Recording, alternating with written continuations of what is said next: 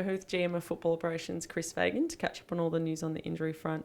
Chris, a pretty good result on the scoreboard on the weekend and a pretty good result on the injury front as well.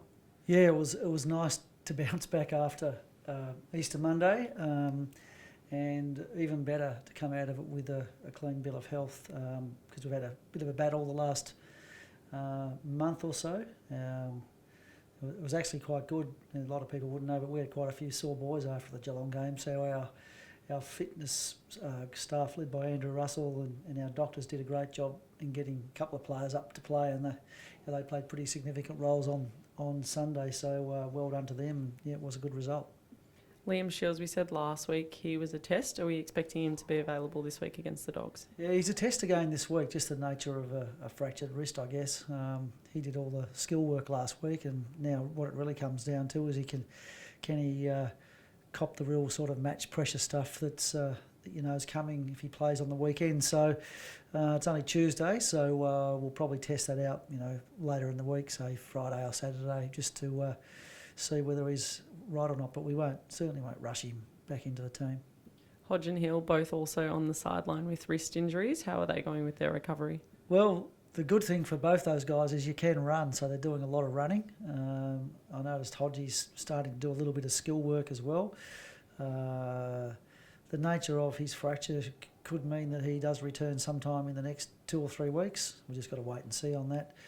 And Healy, we've just got to wait and have a look at the X-rays. His is a little bit different. So, but those boys are well on track and doing plenty of training.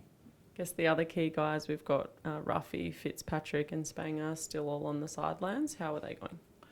Yeah, Ruffy's just starting to get moving again. I think he's running on the treadmill this week, which is a bit of a, one of those landmark things, I guess, when you're going through a rehab from a PCL surgery. So he's in a good place and training well. Spangs seems to be over the hurdles that he's been facing and is back into skill work. So given that he's missed all the pre-season practice games, probably 2 or 3 weeks before we see him back out playing, but he's going really well. Today Jack's actually away. His grandfather passed away late last week, so condolences to the Fitzpatrick family from everyone here at Hawthorn. So he's away today. His knee's coming along well.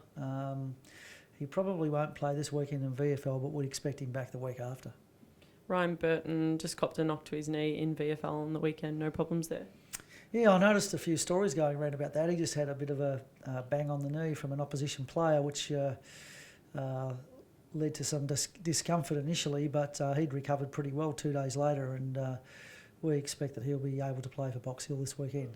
The Doggies on the weekend, Fags. You expecting a pretty fast-paced game? It's always a fast-paced game at Etihad Stadium, and especially so when you play against the Bulldogs. So they've been in great form, and they're really the talk of the AFL at the moment, and quite rightly so because of their performances in the first 2 weeks. So we're looking forward to that challenge. We got some confidence from our performance against West Coast on the weekend. It was good that a few of our younger players probably played their best games.